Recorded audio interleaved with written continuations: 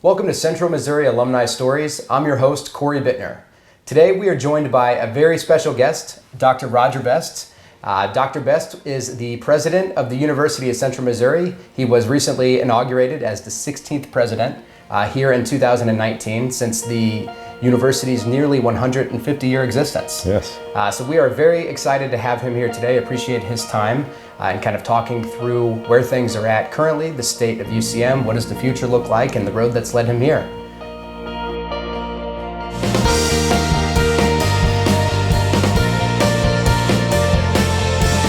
So Dr. Best, again, thank you so much for taking the time to be here today. My pleasure. I appreciate the opportunity to come share some information about the university. Absolutely. I know that we had a chance to connect at the Mule Nation alumni event here in Kansas City just a few weeks ago. Yeah, what a great event that was, right? We had about 50 attendees there. Yeah, it was fantastic. It was beautiful space.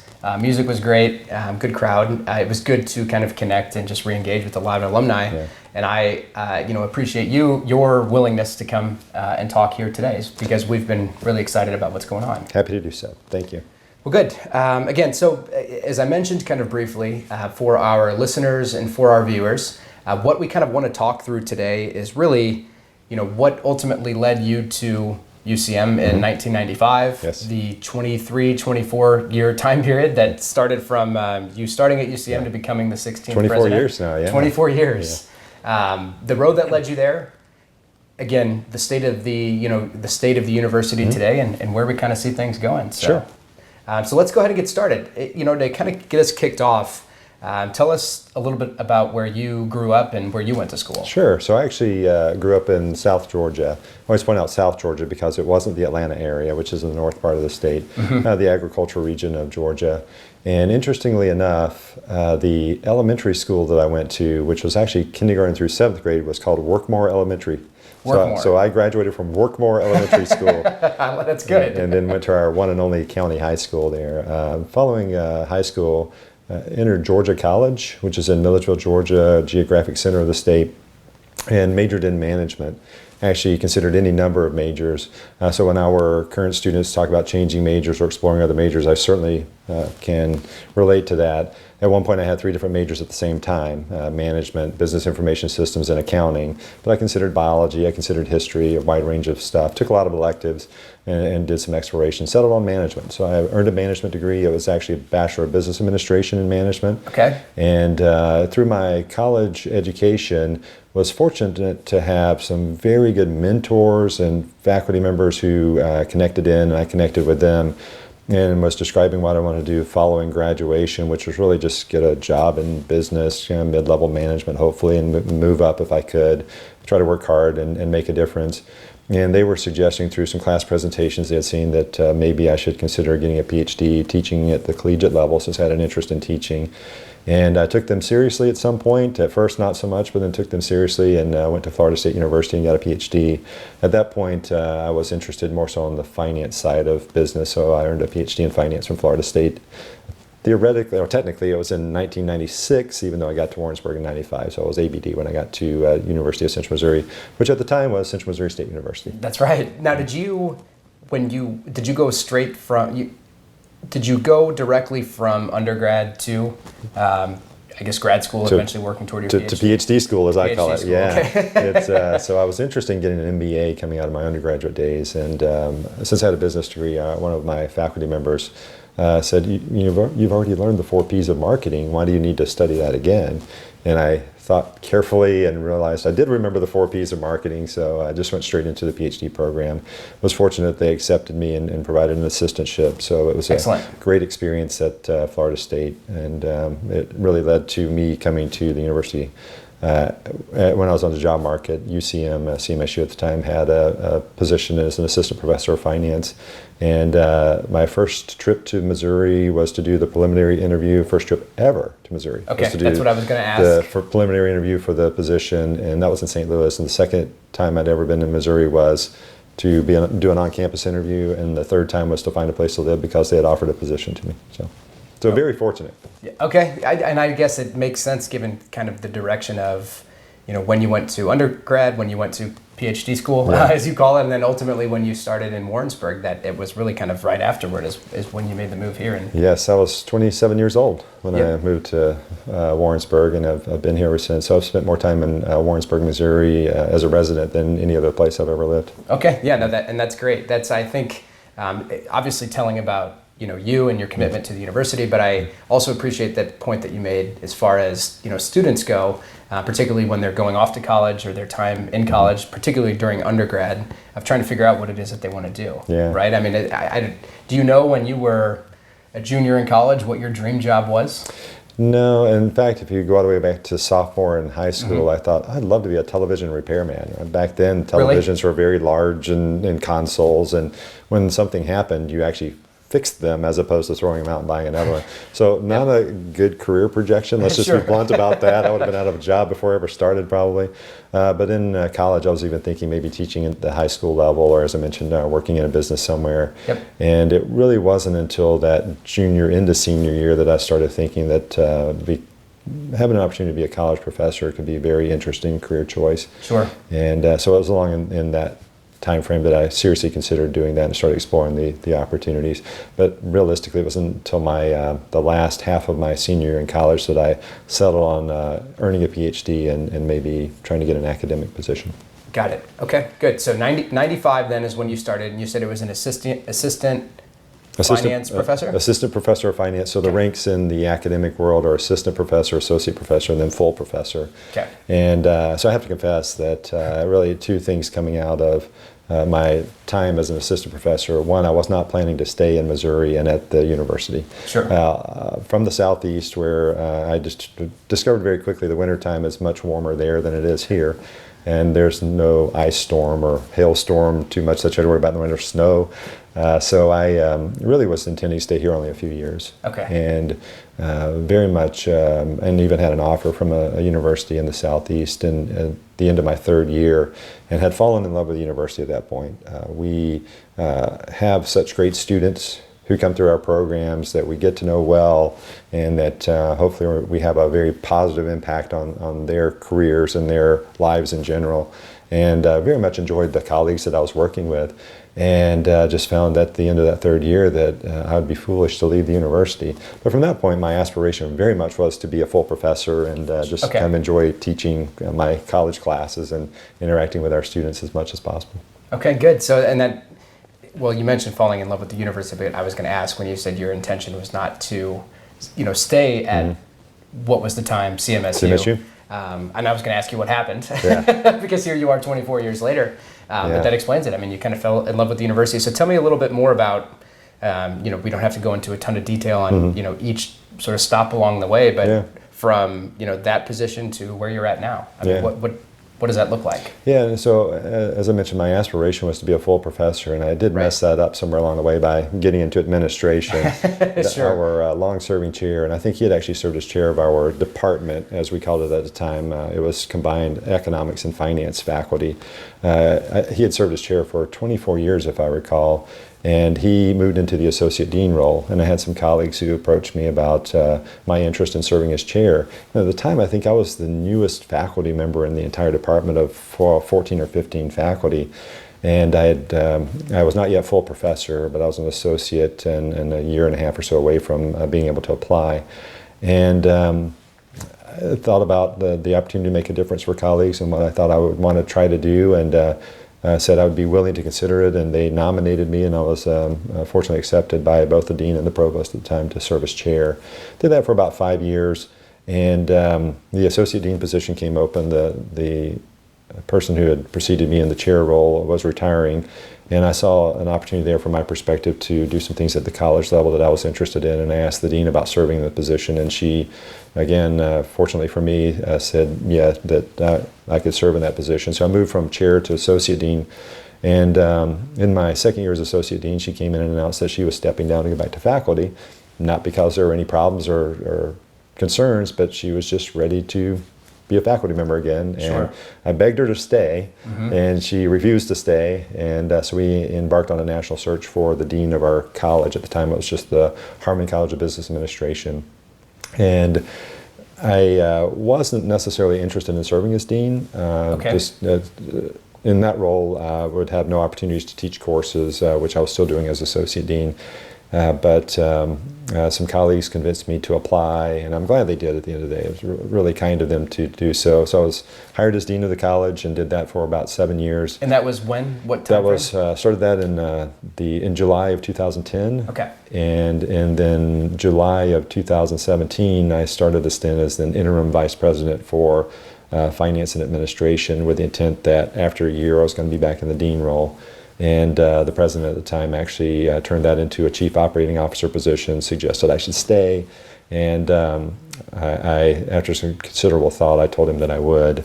And so that was January of 2018 that I officially started in that role and relinquished my dean duties. And then in June, he came in and told me he was leaving, which I thought he was coming to Kansas City or something for some visits, but turns out he was actually leaving the university. Sure. And the Board of Governors then named me interim president August the 1st of 2018. Very humbling and overwhelming that they would look to me for that. And my intent was not to be president, it was to prepare the university for whoever would be president next.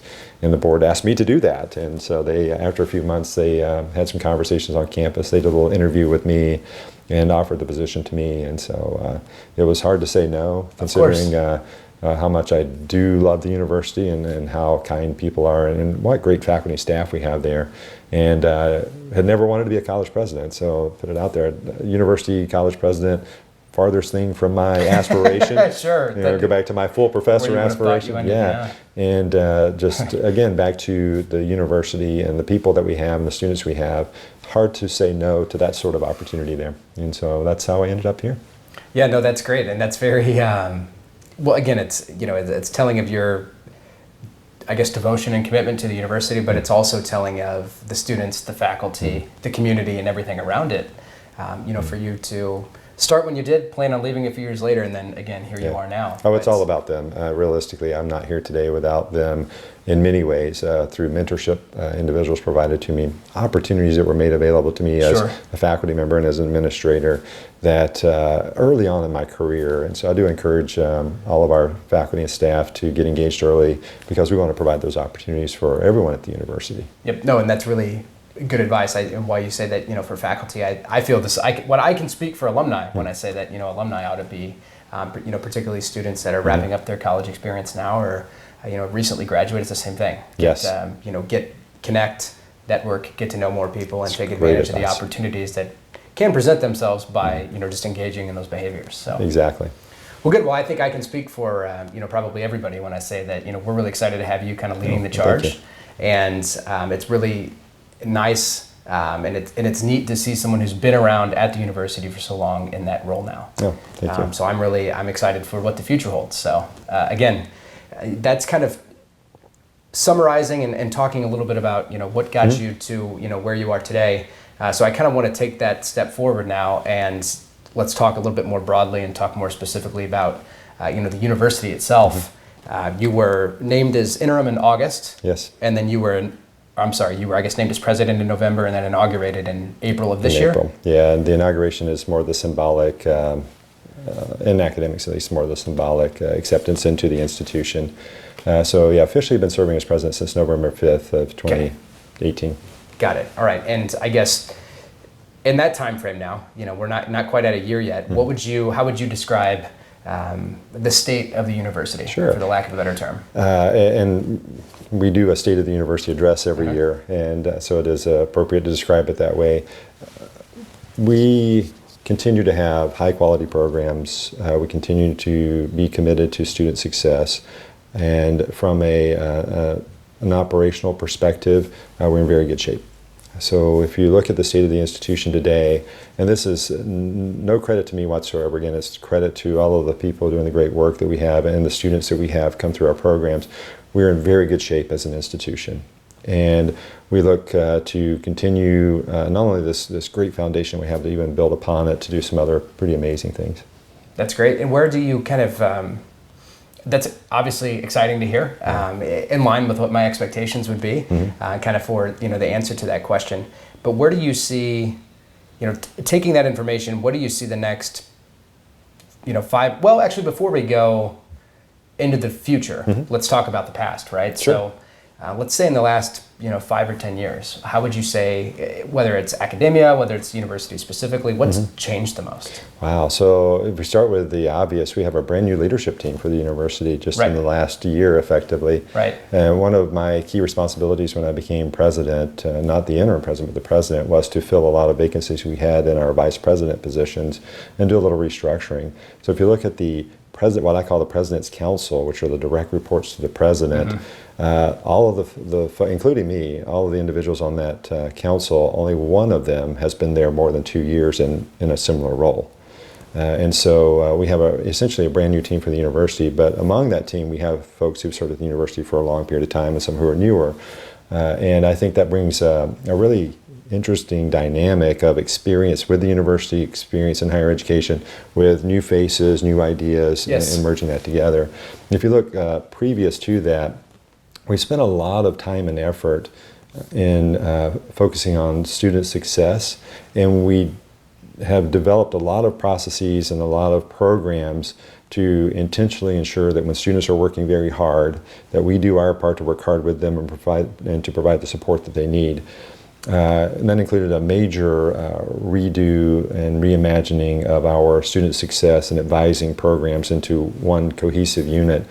And I can share with you in terms of preliminary numbers, there's a very good chance that we will hit record retention from our first year class this fall. So we measure from traditionally freshman year, but we call them our first year students now thanks to proliferation of dual credit. We have students coming in pretty advanced. But our first year to second year retention numbers we measure, and we keep a close eye on that. And we anticipate that we're going to have a record year this year for the history of the institution in terms of retention. And we attribute that back to the Success Advising Center that we created and the wraparound services that we provide. And not only that, and we've been doing those a long time, so it's not just that we provide them, but we have taken a more strategic approach to how we retain students in the university and ensuring that they're able to succeed. So we're very much looking forward to making the official announcement and what the numbers are there. But our internal numbers right now suggest that it was a great year last year for student retention. So that's another one of those things that's changed in the last 10 years. Not that we weren't focused on student success, but now we've been able to really collapse everything down into a much more cohesive and strategic set of programs that are having very great impact on our students. Even before that, we've added some programs that are much more in line with what's demanded in industry. So cybersecurity, for example, is one of those programs that came online. A lot of technology-based programs. Our nursing program is now fully in Lee Summit for the last 2 years, and we have at our Missouri Innovation Campus, in our partnership with Lee Summit School District and MCC, we actually have standalone programs there. And the nursing program is one of those. Although we do some collaboration with facilities with Lee Summit School District, our nursing program is standalone and have great equipment there. So across the spectrum of our academic programs, we've really tried to beef up the resources and make sure that they're top-notch and modern. So not just great faculty with great curriculum, but we have the resources around those to really support that curriculum and the faculty and what they're doing. In terms of campus itself, the main campus in Warrensburg, we have the Crossing, which was built in 2015, which is an apartment-style residence hall, and some rehab of our stadium, football stadium. We've got some other projects on tap. We're looking at a project for our baseball stadium itself, and we're soliciting some sponsors and donors for that right now. We're pretty far along with that. If anyone's interested, they certainly can get in touch with our foundation area to support that project.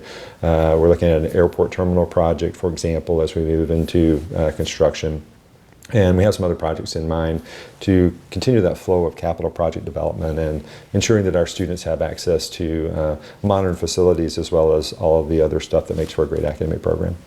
That's a lot of exciting stuff. Yep. That's a lot, right? In a 10-year period, but that's a lot of exciting things. It's only a small bit of what goes on every day and over that 10-year period. And so in some ways I do that a disservice by mentioning only those. But I can say that I'm very proud of what everyone does on a day-to-day basis that many times doesn't get mentioned. Right. Ultimately rolls up into something pretty fantastic for the university. Absolutely. No, and that's something to be proud of. I also wanted to kind of make the point and maybe ask the question, and this is a little bit, I guess, anecdotal from my own understanding and research, but when you're kind of talking about being excited about releasing the numbers around student retention and everything else involved, I believe, or my understanding of it is, that's kind of in a time where, nationally, that's really not the case. It depends. So there's some universities that have done a good job of focusing on retention and student success. There are other universities that still take the mindset of you're on your own. You come in at the university, figure it out, and figure out how to survive and make it to the end. So it's a mixed bag out there. I think you won't find any university more dedicated to student success and supporting students than we are. I will say that we also take the mindset that students aren't always right. So to say that student success and supporting students, that sometimes students come in with the wrong idea or with the wrong work ethic. Sure. And so it's not about accommodating students that are not doing what they're supposed to do. It's about making sure that we help students understand what they need to do. Right. But they still have to put in that effort. And so that effort and persistence makes a big difference in their success. But we know it's very difficult to do that on your own. So you can have the best work ethic and persistent set of persistence and grit and those kinds of things.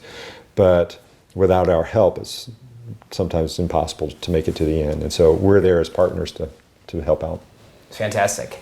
What would you say is, right now, what is your number one top priority? So my number one top priority, as simplistic as this sounds, is to ensure that we continue to offer high quality academic programs and that everyone knows it. That last piece is the key.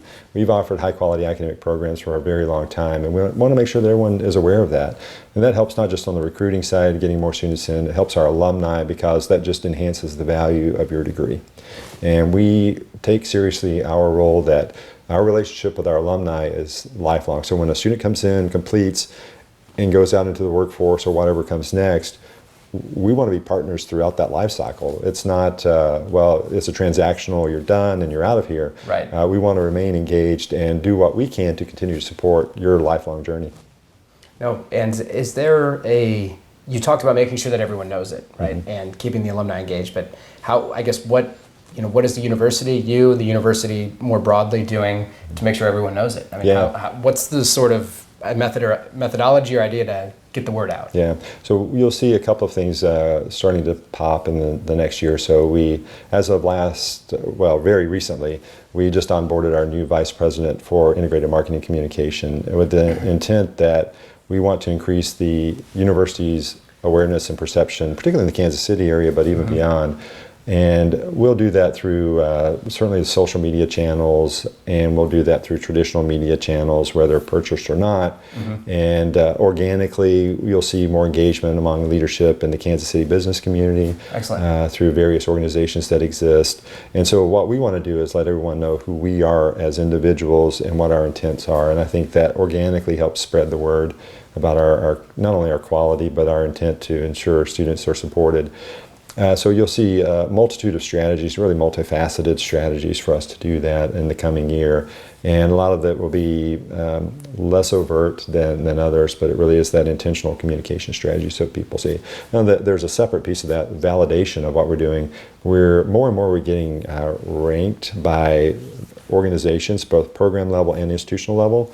So we find ourselves in national rankings. Princeton Review, for example, ranks us just a few weeks ago, right? Yeah, best among the Midwest. We have another organization which will be releasing a national ranking here soon that we can't talk about yet, that we'll be very proud of too and get the word out on. So we're getting that external validation as well. Great. And we don't play the rankings game because that's a dangerous game to get into, but this is very organic. They've gone out, they've talked to our alumni, they've talked to our students, they've asked their opinions about how well we did our job and are doing our job.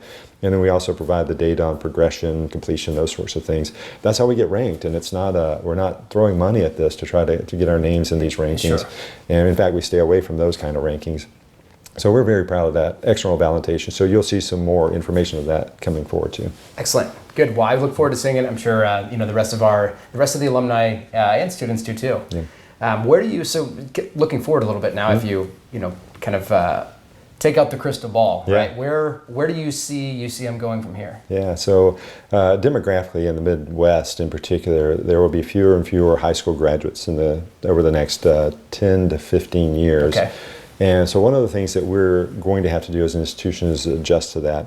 And we do that in multiple ways. One is we will become larger and larger player, if you want to use that word. If I want to, I probably shouldn't use player, but we will become more and more prominent in workforce development activities that are not the traditional undergraduate degree, graduate degree. So whether that's certificate programs or that's working very closely with companies to come in and address a deficiency among the workforce through education and training. You'll also see us bolster our graduate degree programs. So we will hopefully increase our population there. And just in general, we'll ensure that we're offering programs that are what we would call learner convenient. Okay. It's always dangerous to use the word convenient related to education because we don't want people to think there's not rigor there. But as we see the workforce changing, we see even our 18-year-old population changing, much greater interest in not necessarily having to come to the Warrensburg main campus to get the education that we provide. And so whether that's an online setting, a hybrid setting, it's offered in a work site, we'll be talking more and more about learner convenient models and addressing learners where they are as opposed to where we are, which is a much different model than back in the day. In the way it's been. Yeah, it's the old Field of Dreams, build it and they will come, which is what universities used to be. And anymore, we can't assume that just because we have a beautiful campus in Warrensburg, and we do have a beautiful campus in Warrensburg, just so you're aware. No question. It's not just about having a beautiful campus with amenities that people come to. That experience will still exist. Yes. It's still critical, and we will never be out of that, and we'll focus very heavily on that. I'm a firm believer in that model, Yep. but I'm also a firm believer that not everyone can do that, and not everyone has the ability to come to a college campus for 2 to 4 years to study intensely. So we need to also provide education where the learner is as well. Excellent. That seems like a great trend to be out in front of, but I think I very much like you, did have a little bit more of the, I guess, traditional college experience, and that was such a positive experience at, Yes. as far as I'm concerned, at least with the benefit of hindsight now, I can say it's such a critical sort of development phase of my life, that I'm glad that I had that experience being there, but I also understand that the way that things have been is not going to be the way that things are. Yeah, well, yeah. And finding the appropriate blend between the two. Exactly. So the single mother, right, for Sure. example, that wants an education of some sort, whether it's a certificate program or undergraduate, graduate degree, is very challenging for that single mother to come to Warrensburg and live on campus, right, because of the lack of family support potentially or child care needs. And so there are individuals out there that really are seeking that. Yes. We're in the business to educate, and we want to do that. Yep, that's great. I guess what would you say I know there's probably a whole set of them. In fact, I know that there are. What would you describe as the biggest challenges facing the university? Yeah, I think probably some that are surprising to me today, that since I've been in education for a long time, one of the biggest surprises to me has been the societal indifference towards higher education in recent years. More of looking at higher ed as a waste of time, a waste of money, that it's not really a valuable investment, or that within higher ed we're spending a lot of money and therefore having to raise tuition because of we're doing all things that are not value added for the student. And certainly I'm in the business, so I'm biased, but that could be, nothing's further from the truth than that. I've seen education, particularly higher education, transform lives, right? It really creates an opportunity for individuals to be somewhere beyond where they are today. And so I'm a firm believer in the value of higher education. And I see the ways we deliver that are very cost efficient. So we try to do so in ways that don't put an undue burden on our students, whether from paying out of pocket today and needing to work to do that, or even taking on debt to pay for their college education. So our biggest challenge is really overcoming that societal indifference today that says college education really isn't that big of a deal, it doesn't matter that much, when we know that that's definitely not true. And also that supplement to that of, and those guys are really overpaid, not doing a whole lot. And I see a lot of hard work every day on behalf of others that make a difference for them. And related to that challenge is the expectation our students have. And this is not a bad thing, so I want to be very clear about that. But the students have much greater expectations about what we should provide to them today than in previous years. Whether that's the wraparound services we talked about to help them succeed. So it's not just you have an advisor go see your advisor occasion, it's really much more than that. Or whether it's the amenities we provide on campus. Sure. So workout facilities, common areas with Wi-Fi, lots of bandwidth, hi-fi, Wi-Fi. And so So the amenities, the services, and the general resources that we offer, there's a much greater expectation about what the quality of those should be. And those are all very costly. And so it's really trying to find that balance between providing the full experience that students expect with high quality education for that reasonable price. So that's ultimately the larger challenge that I see on a day-to-day basis. We work regularly with the state. We were very fortunate this year that the state of Missouri provided almost a 2% increase in our state appropriations. Excellent. For us, which we always appreciate. And so that constant education at the state level of why what we do is very valuable for the state is always a challenge, but not because there's indifference at the state level. There are just so many competing alternatives for state revenues anymore that it's not as easy for our state officials to find ways to support what we do. Right. I want to go back, though, to what you said about expectations. Sure. Students' expectations at university. I'm curious, just in your opinion, what do you think is the cause for that? What do you think is do you think it's just a generational change? Do you think it's something more than that? Yeah. I'm genuinely curious in why it is those expectations. Yeah, you're asking me a very dangerous question right now. Sure. Yeah. And so I'm not an economist, and so I'm a finance guy. Sure. So I'll state my opinion. Okay. And realizing that economists may be laughing at me as I do so. Sure. If you look at the U.S. in particular and the state of wealth in the country, so what we consider necessities today were not many years ago luxuries. And so we're fortunate to live in a society where realistically the wealth base has increased. Now there's disparity in wealth and those issues that we could talk about on a more social level. But in general, so for example, having cell phones, not just cell phones, but smartphones. Those are so ubiquitous now that those are considered necessities, not a luxury item. Correct. And so just in society, because we're fortunate to live in such a rich country, I think that general expectations have increased. What are, again, not many years ago, certainly when I was a kid and even before that, certain items are just luxury to have that, and only rich people had that. Sure. And that's not true anymore because of price declines and other things. So that's, to me, has changed the level of expectations in the country. That's not a bad thing. And I want to make sure I point that out. I agree. That we're happy to live in a country where that's the case. And so given that changes now, the level of expectation about what we're able to provide, it has to be a different quality than it was not many years ago, just because those expectations in society have changed around us. Right. That makes good sense. And it also explains to some extent, or just some of the insight you provided of, while I'm speaking much more broadly here, but just the discussion or the conversation around, rising costs associated with going to college. Yeah.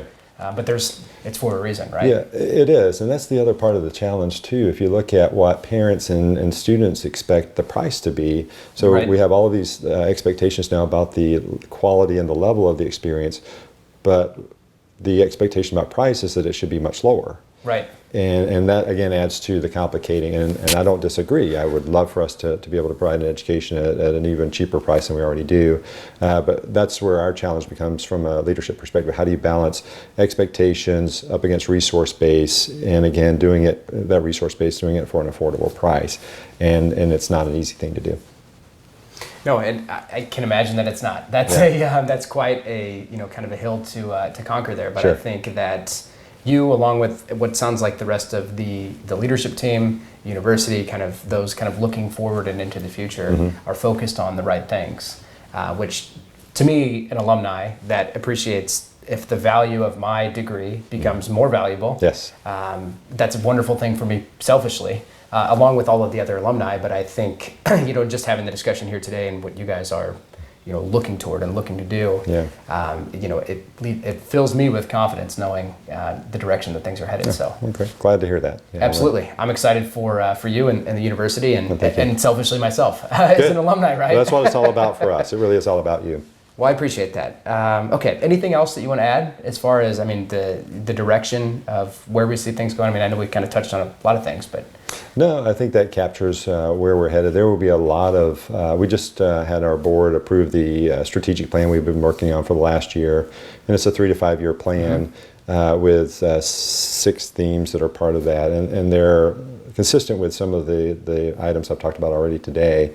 And so what you'll also see us doing in the short run is operationalizing that plan. And so that on an internal basis, we have very distinct goals and not just goals, but KPIs and targets that we're going to achieve that then roll into the more conceptual student success, for example, or institutional reputation, and seeing some impact there. So I look forward to, just from a campus-based perspective, us operationalizing the plan that we now have and being able to solidify, from my perspective, the university for the next 150 years, which is really my job as president and our board of governors. That's what our roles realistically are. Tomorrow is important, but I also have to make sure that I'm thinking about generations from now to ensure that the university is still here. Yep, absolutely. And that's one of the things I wanted to ask about, was in terms of, just in the short period of time that you've been in the role, what quick wins have there been? And I know the approval of that, I'm sure, is qualifies as one of those. Yeah, and so I wouldn't necessarily refer to them as quick wins, because anything like this really takes a lot of time and effort behind it. Sure. And so it wasn't really a Hail Mary or any play that we kind of lucked out on. So whether it's the strategic plan or whether it's the retention success I mentioned, sometimes these wins really come in years, or those rankings. Those aren't things that happen very quickly. And so from that perspective, which is something I enjoy saying as president, strangely enough, is I can't take credit for all of this great work going on. And in many ways, my job is to stay out of the way of the great work and not mess it up. But to try to provide the parameters under which we can be successful and advocate for resources.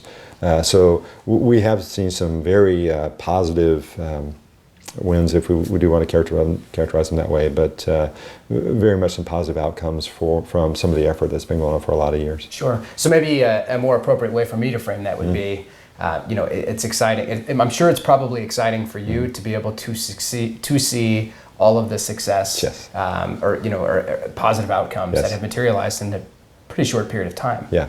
Although it was years of hard work leading up to it. Very rewarding for me personally, and that's not because I'm president, that's just because I'm at heart a faculty member at the university and have spent my career there. So I just enjoy seeing our faculty staff be successful in their own right. Yep, absolutely. So let's talk a little bit then about alumni. Yes. Right, so the idea that I had starting this show, Central Missouri Alumni Stories, was just purely to try to engage with more alumni in the Kansas City area and beyond. Just kind of spark more alumni involvement and engagement, and just try to connect with more people and let people that had stories to be told provide a platform or an avenue for people to tell them. So my question for you is what's your, I know this is a big picture question, but what's your view of alumni involvement or alumni engagement? I think you've probably given us a little insight into that already based on what you've talked about. But when I ask more directly, how do you view alumni engagement?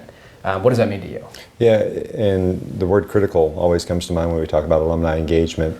And unfortunately, a lot of times our alumni hear from us alumni engagement, and they hear, we want you to give us money. Right. And you heard me say at the Kansas City event that, sure, if you want to write a check to the university or use your credit card to make a donation, we are happy to accept that. We will find where you want that to be utilized, because there are plenty of opportunities there. But to me, alumni engagement, that's only a small piece of alumni engagement. We need expertise. If we are going to do the job that we need to do going forward to be successful as an institution, we need our alumni to let us know how we're doing, first and foremost, but also to come back and talk about what those trends are in industry. What are the things that we can do to be better providers of education? When I was chair, we had an advisory board for our relative programs, economics and finance. And the input we'd get from industry professionals was invaluable in that. Another example, we were considering starting a new degree program in risk management and insurance a few years ago. So we brought in some fairly high-level individuals from particularly the insurance industry, but risk management side as well, to talk about what should we have in the construct of a program, knowing what we already offered at the university in other contexts. And they helped us design this brand new degree program that we started offering a couple of years ago. So that level of expertise is critical to us to be able to then continue to be successful as an institution and serve the greater good for the state of Missouri and the region. We'd love to see you back on campus. So supporting our athletics team, supporting clubs and organizations that you might have been a member of when you were a student, that makes a huge difference for our students. They get to see what success means. They get to see what it takes to be where you are. And they like to hear that I was sitting right there not many years ago, and this is what I had to do, because it's a great mentoring opportunity for our students. So that's very, very, very valuable for us as well. So when I think about alumni engagement, it encompasses very much the engagement piece of that, not the alumni giving us money piece of that. That's good. Although again, I in my role, I have to say, if you're interested in giving money to the university, you'll take it. UCMFoundation.org. The other thing I would encourage our alumni to do is we like to use your stories. Be very blunt about that. So we appreciate what you're doing here with Central Missouri Alumni Stories, and we do that because we know that we have students today that are in the exact same spot that our alumni were at some point, whether there's a challenge they're facing or the background that they came from. And those stories motivate our current students. So we'd love for you to go to UCMFoundation.org, click on Get Connected, go to the class notes side, and just tell us where you are, what you're doing. And so many times I think our students, and even students I had in my classes, don't think we want to know that, and think that, we won't remember who you are. And we do. And we always like to know how things have gone for you. And so hearing that is very motivating for our faculty members, to be blunt about it, and motivating for me as well, because we love to know whether we had an impact, and if we didn't have a positive impact, how can we be better? Sure, you're open to feedback. Yeah. So that full spectrum of engagement for me is critical, because it motivates us, it makes us better, it helps us with recruiting, bluntly, but the big picture is we're better because of engagement of our alumni. Yep, and getting, speaking about those alumni and the engagement, there's, if memory serves me correctly, the numbers that were discussed at the alumni event in Kansas City were 110,000 alumni across the country? Yeah, so we're somewhere better than 100,000 or so across the spectrum. That can be certificate holders as well. So that's not necessarily full-fledged degree holders, but our certificate completers too. So yeah, we're in the 100,000 range now. And the number of them concentrated in just the Kansas City area? Yeah, we're right around 60,000. It's remarkable. Yeah, it's unbelievable. And something else our alumni can do, really, that you'll be surprised how many people you meet that are UCM CMSU alumni wear the UCM CMSU gear, wear the mule.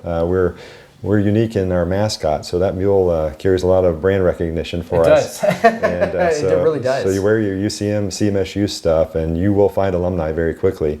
I can't think of anywhere I've ever been on a trip that, and I always wear the UCM brand. Sure. Of course, I'm on the payroll, but it's I love the brand, and I can't think of a place we've ever gone where we didn't have somebody not recognize it, and almost the entire time, almost every experience, they were alumni. Yep. And this is all over the country. At Anchorage, Alaska this summer. We were in Anchorage, Alaska at the airport. Yeah, and somebody who actually lives in Anchorage saw the mule and came up and said, "Hey, so are you guys from Warrensburg?"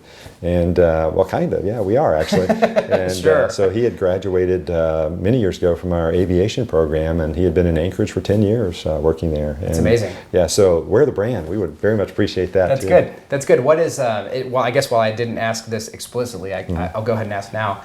What is your one, the takeaway from this discussion, what is your one ask of alumni? What's one thing that someone can take away from this and say, you know what, that's an actionable item that I can go do to start, contributing and getting involved? Yeah, go to UCMFoundation.org. And to me, that is the starting point. And look for those opportunities. What are you passionate about? Where do you think you can make a difference for what we're doing today? Not just us being the administration of the university, but our students. And whether that's filling out class notes, so we just have a sense for where you are and what you're doing today, whether that's getting connected by serving on advisory boards or even beyond. We also have opportunities where we have our alumni come in and speak to classes. We actually have at times had our alumni teach classes on an adjunct basis. So there's a wide spectrum of opportunities, and you can find many of those at UCMFoundation.org.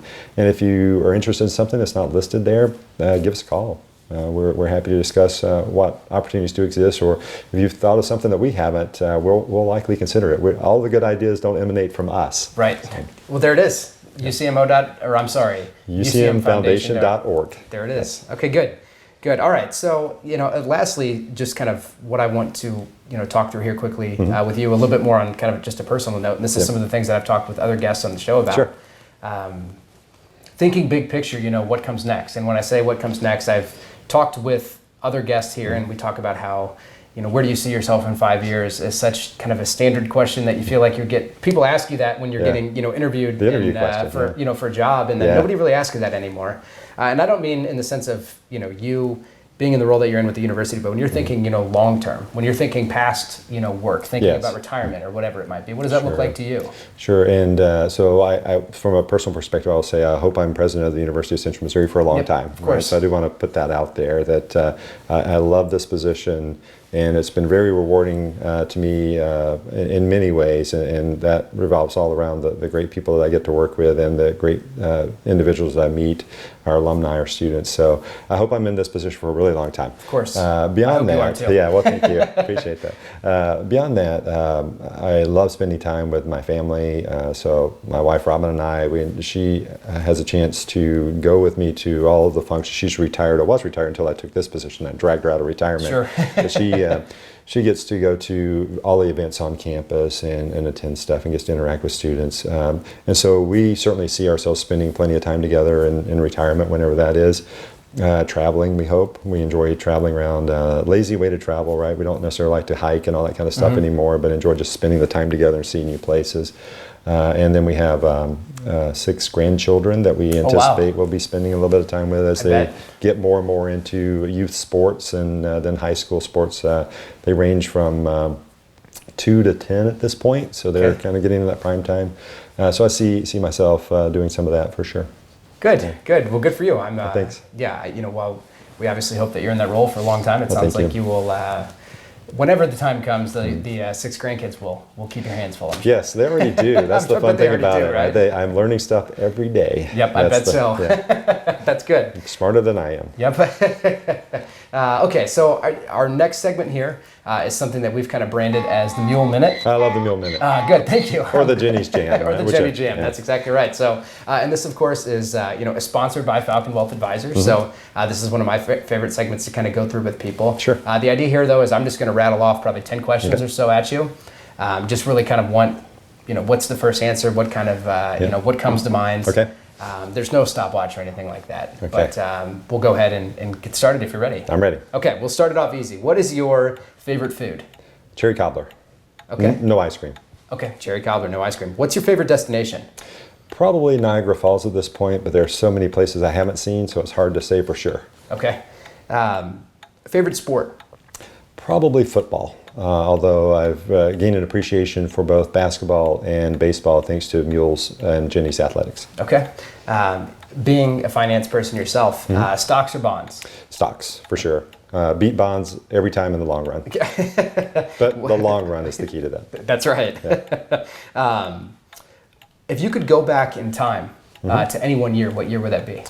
That's a great question. Even generation. Yeah. Probably the late 1770s or into the 1790s, because the founding of the country is such a fascinating time to see what these individuals were really like, because you see their thought process and what an amazing time in the world. And so just to see it from afar, maybe not get shot at in the Revolutionary War, but to see the whole process of this country being developed. That's good. I like that. What is, while you love your job and your career and your profession, what other profession would you try? Do you think you would try if you weren't doing what you're doing? Rock star, maybe. Okay, I like that. I don't think I have any of the talent or the moves to do that, but it sounds interesting anyway. Maybe acting or something like that, because you can pretend to be all sorts of other people. Beyond that, seriously consider this. So this is a serious answer. Research scientist. I almost was a biology major, geneticist in particular. So that was really my alternative career path. So there are times I still think that being a research scientist in that discovery phase would be very fascinating. Okay, good. What going back to the rock star though? Yes. Going back to that, if you walked into an establishment and there was a karaoke and you had to sing a song, what's the one song you'd sing? I don't know for sure. Probably something about Huey Lewis and the News, so maybe Heart of Rock and Roll. But Huey Lewis and the News probably is what I would default to. Okay, it's hip to be square, right? It is hip to be square. It's the profession I'm in. Okay, good. What's your favorite way to spend your free time?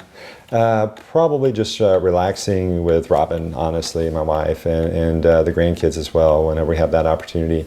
And realistically, even just watching television. So we binge watch stuff occasionally, and that's just a blast to be able to do that with her. Sure, just be able to kind of kick back and relax. Exactly. Good. Lastly, what is one piece of advice that you would give someone, whether it's alumni, student, whomever? What's the one piece of advice that you'd share? Yeah, and I'll tell you what I said at convocation recently for our first year students. You are the author and the main character in your own story, right? So really the actions you take, the persistence that you show, the grit is really what makes the difference. And although it'd be easy to blame others and cast aspersions to why you're not successful, why you can't be successful, really the great thing about this country and the society we live in, you can be successful. It just requires hard work on your part. However you define success, that's not necessarily monetary. And so work hard and be kind to others, and you'll find that they support you wholeheartedly. That's great. That is fantastic. Well, thank you for participating there. Sure. I threw a few curveballs at you there. That's okay. I'm used to that. Yeah. That's good. That's good. You did a good job, so I appreciate that. The last question I have for you, Yes. again, just again, with Falcon Wealth Advisors being our business and the nature of what it is that we do, something that we like to ask our guests is, because it's something that we talk about internally here as a team, what would you say is the most important lesson that you learned about money, or what's one of the first lessons that you learned about money that stuck with you, and where'd you learn it? Yeah, so when I was a kid, and I can't tell you what age, back when Band-Aids came in a metal box instead of the plastic or cardboard boxes they come in now, I would take my coins and save them, and I realized that the more I saved, then I could actually buy stuff, not just candy, but stuff that really lasted for a while. And so I became a little bit of a saver when I was a kid, and my dad went with me and opened up back then what was called a passbook savings account. Yep. Back in the day before true deregulation. And I realized the power of saving at that point in time. So, and it wasn't long behind that, when I was early teens, maybe preteen, I started looking. This is when people actually read newspapers, and all of the stocks the prices were reported in the newspaper. And so I would actually track stocks in the newspaper that we got every day, and follow prices and things, and consider whether I should invest in certain stocks, try to read the business section. And so I learned early on that stocks beat bonds every time. And I gained this affinity for the finance side of things.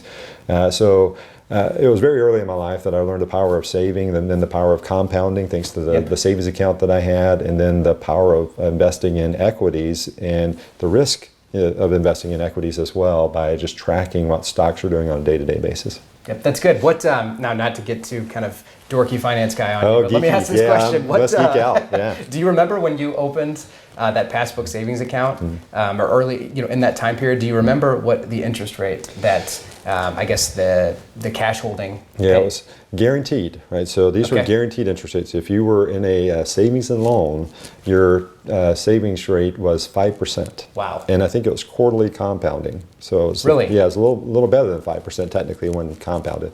Yeah, which is just kind of unheard of today. Very right? different than the interest rate environment that we live in today. My savings account today does not earn 5%. Right. I can tell you that. So. Yeah, if you find one, let me know. Yes, exactly. Okay, well, good. Again, I appreciate you kind of sharing that, and I think that's all. You've really kind of hit the nail on the head. The power of saving, the power of compounding, the risk reward that comes with investing in stocks, and seeing what it can do for you long term. Exactly. Yeah.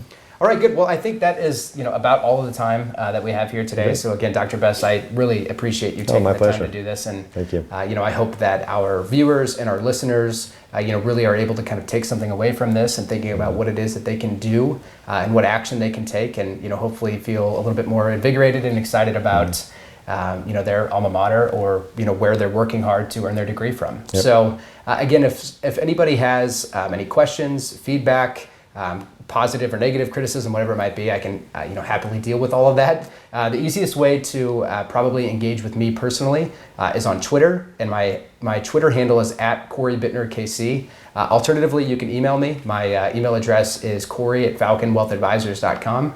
And then Dr. Best, if someone wanted to either engage with you or the university, what would be the appropriate way to go about doing so? Multiple ways. If you just want to passively follow what we're doing or occasionally comment, there are Twitter accounts for the university at UCentralMo. It's also on Facebook, we're on LinkedIn, and we're also on Instagram. Right. So me personally, I'm an older guy, so I tweet more than any of the other platforms, and I'm at UCM President. That's where you can find my Twitter account. Perfect. And also, if you want to send an email our way, president@ucmo.edu will get to me. Excellent. Perfect. Well, again, I appreciate your time. Sure. Thank you all for listening. Make sure that you subscribe so you don't miss any new episodes as they are airing in the future. And we look forward to bringing more to you and talking more about other success stories that alumni are having. Okay. Well, thank you, Corey. Appreciate it. Thank you.